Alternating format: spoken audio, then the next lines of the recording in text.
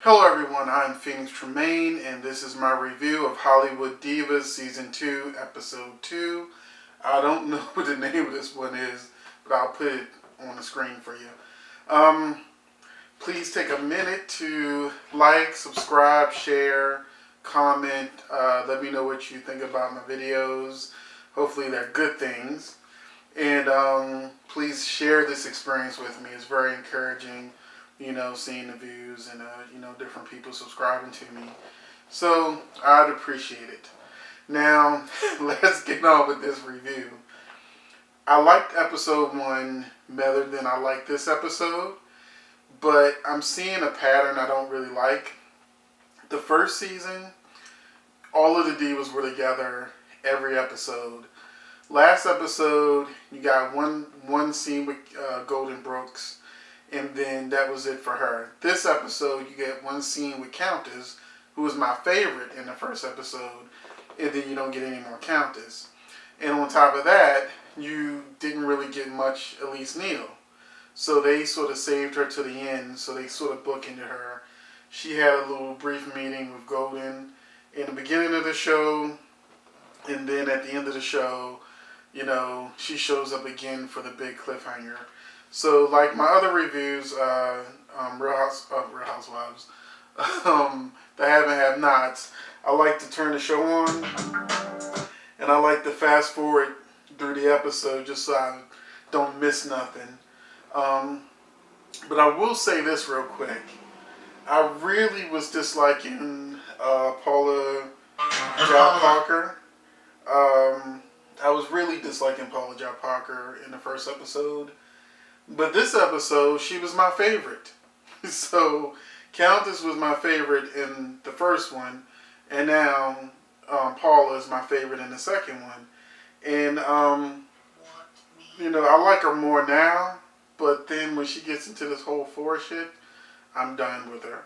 So, in the first scene, all it basically does is Countess is with her stylist, and he comments, she looks great in short hair, and she says she doesn't like to drive because of semi trucks, and then they show her get scared as they're driving by a semi truck, and that was all you saw of Countess.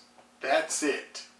So my favorite diva was barely on the show, maybe 2 minutes worth of time, and then we switched to the scene with Golden Brooks and Elise Neal, where she tries to tell her about the argument she had with Lisa at the selfie party in the first episode. And so she pretty much downplays what's going on, which plays in later in the episode when Golden gets mad thinking Elise has lied to her about, the situation of what's going on. So we're going to keep fast forwarding, and you get the girls. Now I gotta make this comment too. Did they not know they were gonna be on TV? I mean, I'm sorry, but they was looking a little toe up to me. Just a little bit toe up. A little bit toe. Okay, a lot toe up. The hair, everything. When you gonna be on TV like Real Housewives of Atlanta, they look like they're on television. They look like they just rolled out of bed and went on a cruise. So I don't know. I wasn't really feeling that. Lisa looks good in just about everything. But I'm looking at Char now. Her weave looks like, Kevin Federline's not giving her enough child support money, and she's got the hair just going everywhere. So no makeup. It's not good, people. It's not good. And she's at the table, and Lisa, I'll put this on the fast forward again. Lisa was getting on my last nerve because she's so focused on, did Elise Neal try to cut them out of the White Sisters? Now, the reason why this has become such a big thing, and they're fighting over a deal that didn't even happen. So it's like, we want to know what Elise's character is. Did she try to cut us out? Now, what's stupid is women would rather try to fight, at least in the context of the show, with each other. These divas I know it's their job to fight with each other, but they would rather fight with each other than actually deal with the actual problem, which is Forrest. So in Hollywood Divas, they're so focused on at least try to cut them out because she's got some connections. Meanwhile, Paula's drops the bomb. Well, Forrest owns the White Sisters. And, and so they argue back and forth with Golden Brooks, who's like, he did not create those characters. This should not be his project, solely as the owner, because we're all producers. And so they show flashbacks where it shows that Forrest had no idea what the White Sister was about. They all pitched him their individual characters. This is who I'm playing. My character will be schizophrenic. She will have had a drug problem. Blah, blah, blah, blah, blah. So they verbally gave him an outline of what they want each of their characters to be. He went back and he then, let me pause real quick. He went back and then he copyrighted it. They haven't even got to this part yet. You just saw that in the trailer. So that he owns the White Sisters. So while they're worrying about Elise Neal, they're already cut out, because Forrest can easily just get new actresses and say, well, I own this. They just did a sizzle reel. They didn't do an actual movie. So a sizzle reel is just for promotional purposes. It's basically doing a mock trailer that you can show potential investors so that they can give you money so you can do an actual movie. So all they did was a promotional trailer. That's it. He owns the story. He owns the name. They are pretty much employees. He can cut them out. Paula can cut them out. And they're not looking at it from that perspective. Now, some of you have gone to my website and you've looked at my web series and different things I'm doing. And I'm going to tell you a quick story. And I know this about Hollywood Divas, but I'm going to tell you why this concerns me so much. 20 years ago, when I just turned 42 2 days ago, but 20 years ago when I first started on this journey of producing, I was producing one of my first shows. And I had an issue with one of my actors. And I didn't do any contracts at all. This was all just handshakes and just like, oh, you want to be in my project type deal. When we had a falling out, this lady told me, if you use any of my scenes, I will sue you. You don't have the right to use my voice. You don't have the right to use my likeness. And she went down the list. She knew exactly what she was doing. And so, when I fired her, because she was trying to strong arm me, but when I fired her, I did not want to deal with a lawsuit. So we lost that day. And the day that she filmed was on a holiday weekend where all the actors were miserable and getting on my nerves because they were all rushing to get to their cookouts and shit like that. And so it was a miserable shoot. So we went through all of that for nothing because I did not do my paperwork first, because I was not really aware that it's the entertainment business. So I handled the entertainment part, but I did not handle the business part. So that's what these girls are learning now. They got involved in this project, but they did not first do a contract that details what everybody gets financially and what all of their roles are. Let me tell you, when you do a project with me now, one of the first things you do, you audition. And when you audition, you sign a waiver. That waiver waives your rights so that if I don't hire you, but I want to use these audition tapes, I can. That's how you cover your ass. If I do hire you, then we sign a contract. It says you will receive X amount of dollars, with, these clauses and stuff in the contract. That way you know what I get. I know what you get. It's all written out. If we ever have to go to court, I have your contract. You have a copy. It states what the hell's going on, and life goes on. That's the entertainment business. We create the entertainment part, but first we got to handle the business part. And that's what they're all dealing with, and that's how I can sort of relate to what they have going on. Now, Lisa, this is another scene with Lisa and Paula, but Lisa is once again Elise is so bad. Elise is so bad. Now, let me play this real quick. Now, all through the month. What was this part right here? Tell me that's what that person's character is. That's his character. You can call me Lance Armstrong if you want to. Hey, I'm a backpedaler. But if that means that I'm going to keep this crew of women intact. Okay, so basically what Paula was saying is, she's saying that because she said that Elise did X, Y, and Z, but then when Elise came into the room and she sort of backpedaled and was like, would not confirm that she said that, she's like, I don't want to create any more drama in the group, so I didn't throw gasoline on the fire by being confrontational.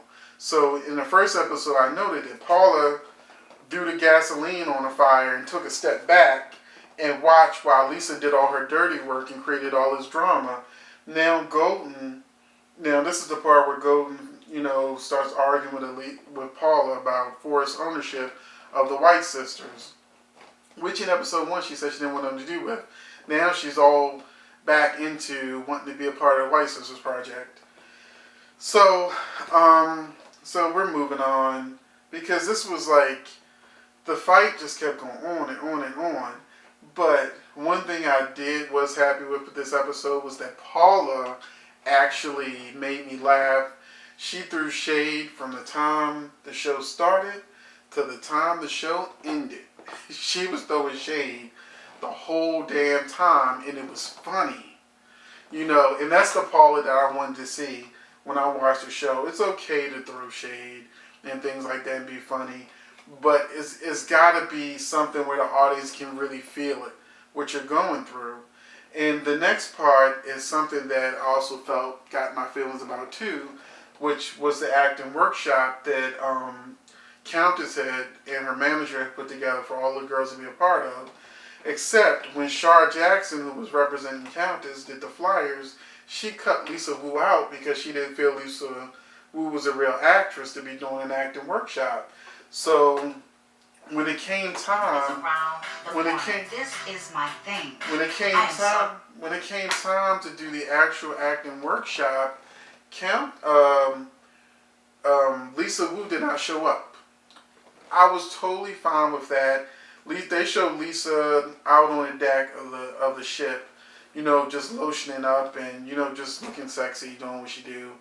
And while they're in there talking to the different ladies about race in Hollywood and how, to black people, they're light skinned.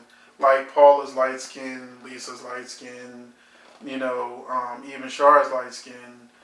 But in Hollywood, they're dark skinned. Golden's definitely on the darker side. And they're considered to be dark skinned women. You have to be damn near white to be considered a light skinned black woman in Hollywood, which, it is what it is. Nobody should allow that to stop them from getting roles and jobs in Hollywood. You just got to push forward, and when you hear no, you just keep moving on. And if you just can't get an opportunity, then you create your own opportunities on the web. You create your web series. You go do independent films. You do short films. You do whatever you got to do to stay relevant and out there. Hit up social media. There are ways around Hollywood to get the job done and to make Hollywood come to you rather than you go to them. And what I didn't like is Golden didn't show up to the workshop. They showed Golden sleeping. So Golden, which I felt was very unprofessional, because one of the things I like about Paula is that she understands reality TV is reality TV, acting is acting, business is business. When it came time for business, Char's sitting there by herself. Paula shows up pretty much on time. And then the other two girls are nowhere to be found. Elise Neal was doing like a fashion show in Tennessee or whatever they said in the first episode. So I really felt some kind of way about Golden Brooks, because she's been a diva since season 1, and it is Hollywood Divas. But when it comes time for business, you've got a free cruise, okay? And this is part of you being on this free cruise, is you doing a job. and your job is an acting workshop. So Golden explains why I didn't come because there was such negativity vibe and negative attitude. No, when they actually showed the workshop, it was very positive, enlightening. You know, Lunel, who's always finds a way to pop up and be in everything, love her, you know, was in it, you know, and I say, you know, way too much, but, you know, Lunel was in it. And I mean, I always like seeing Lunel, even though she didn't really have much of a speaking part. I apologize for not coming, you guys. And Golden says that she's going to have her own separate workshop, and she'll invite all of the girls, and they'll all be welcome. And I'm like, if I could understand if Shar Jackson didn't show up like, bitch, you ain't come to mine, why I'm gonna come to yours, you know. So that was pretty much the show. It ended with them all sitting around the table, waiting for Elise to finally show up. I think in Jamaica, and all of the girls are sitting at the table waiting to confront Elise because, especially Golden, because Golden's like, Elise is my friend, and she tried to cut me out of money. Oh hell no! So now they're all waiting for Elise to come to the table. Elise comes to the table. And she's like, hey, and then they're all looking at her like, sit down. It's time to argue. So that was that. Oh, and they had this little stingray scene where they were just showing them having fun on the cruise and kissing stingrays. And the most shocking thing about that scene was seeing all those black girls in the water, because we all know damn well under normal circumstances, none of them would be trying to get their hair cut. If you would like to go. You can't go, So, in Shar Jackson, if you ever see this, please back away from the table. Now, I just lost 15 pounds in like 19, 20 days now. And it's hard. It is really hard to do this program that I'm doing now. Which I'm actually videotaping, and it'll be available first of the year. But, you know, when you're in front of the camera, when you're acting, you know, I think Shar Jackson is a good actress. I think she's beautiful, and I want her to do more things. And the best way she can get in more projects is if she lose 50 pounds. 50 pounds, I got 40 more pounds to lose. So, you know, she could just, maybe not 50, 30 pounds. You know, then, because like I said in the previous video, when I gain weight, it's all in the face. And that's the first place I can tell when I'm gaining weight. That's like, I can tell I'm losing weight because, you know, my face is getting smaller and, you know, this is going away, all that shit. But I still have all of that. So I still got weight to lose. I've still got another 40 pounds to lose. So, but I've got 5 more months to do it.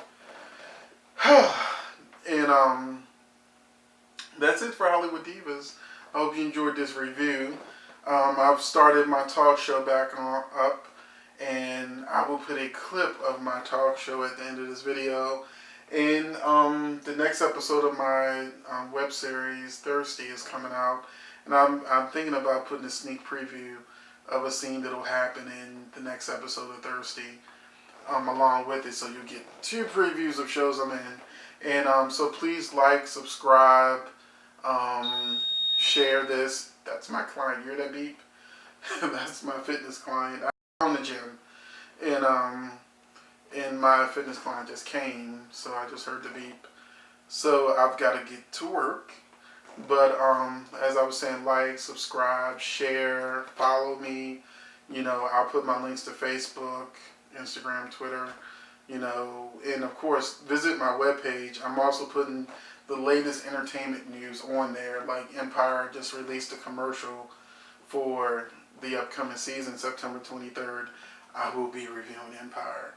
So they're starting their new season September 23rd, and I put that on the website. So, you know, the latest entertainment news and stuff like that. I have some healthy recipes on there because, you know, as a fitness trainer, I'm all into health and fitness. So I've integrated all of that stuff into the website. along with the web series and talk show and stuff like that. So thank you for watching me. It's about 20-21 minutes. I'm trying to keep my reviews less than a half hour, maybe no longer than 25 minutes. So I'm under the mark. And let me get to work, and I will see you soon. My next review may not be until the have and have nots come on. We'll see. Unless I go to the movies this weekend. So, and then I'll review whatever movie I see. But I will see you next time, and have a great day.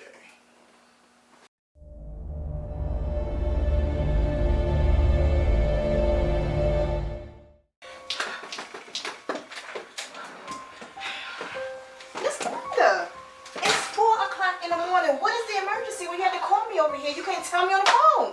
Some things you can't say on the phone. What do you mean? Look. Who is this? Miss Belinda, is this man dead? Yes, he is dead. What happened? I don't know. I woke up and found him next to me, dead. Are you going to call the police? I can't do that. I was set up. And what makes you think that? This was taped to my hand, and a text came in saying, "You've been a bad girl."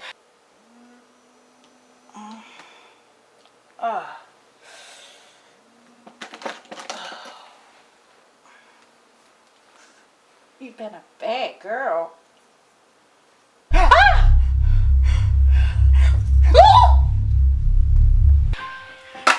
This is crazy. If I see a girl with a nice pair of breasts and I look at the breasts, I can be attracted to her breasts. If I see a nice fat ass and it's on a woman, I can be sexually attracted to that fat ass. That does not mean that I want to put my dick into that ass or rub on them titties. It just means that I find that sexually attractive. And sexually attractive. No, there's a difference between finding something because attractive if he gets a hard on from sexually looking at her, then he's sexually attracted. Exactly.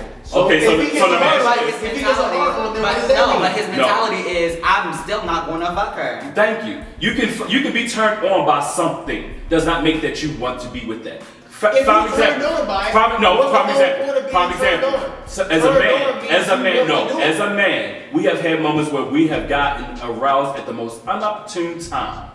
Because you got something, you were aroused by something. No. Because you were aroused by something. But you don't necessarily have to be. Right. Prime example. Right, so You have been in school. Well, one at a time. So if you see a transgendered woman you didn't know, but you're getting a hard on from looking at her like, damn, shorty look good. Mm-hmm. I want her. Find out she a man. Would you still go for it? You're sexually attracted to it. Hold on. It looks like a woman and everything. It got boobs, moons, and all that jazz. Would you still? First thing is, I thought it was a woman. So I would be attracted to the fact that I thought it was a woman. After finding out it was a man, I'm not attracted to Because I've it. had men. No. be What you were attracted to like, was you the look like a titties girl. and the ass and the Exactly. vagina. When I thought But that at it was the a end of woman. the day, When I thought it was a woman. Well, here's an interesting twist. Antonio, if you were in love with a woman who had all the right parts and later found out it's a, was it post-op, pre-op? Pre-op. Pre-op trans. No, sorry. It's got to be post. Yeah, post. No. Well, If you found out that she was a had post-op vagina? transsexual, would you still be attracted to her when she's got the female parts but used to be a boy? Alright, so if I'm already in it and I'm already attracted to her and I'm already in love with her, like you just said, No, not in this- your scenario, We're talking about sexual attraction. We're talking about sexually attracted. in your scenario, I already have these emotions before I find out, right? Not love, sexual attraction. Sexually attracted. Okay, have I had sex with this person? No, not yet. You But you're sexually attracted. But you're sexually attracted. you sexually attracted, you see a pussy, would you still Because stick at the end it? of the day, that's what Because the it penis is. is gone. All you see now is women. Alright, You see so breasts. for all aspects, I'm thinking this is a woman. And then she Except says, for- before you stick except it in, for I have she- to tell you something. Okay, so I'm everything gonna be looks like honest a woman. This person looks like a woman, have breasts like a woman, got a vagina now, right? So we're about to have sex, and then they drop a bomb and say, "I used to be a man." Would you still? I'm already. I think this person is a woman. This person is a woman to me. You see? But now But you no, know. you know. You said that you would no It longer was a still be man. sexually attracted. No, now you're saying you were That- sticker. this- You're a this is- sticker this because is- you're already in the process. I'm saying that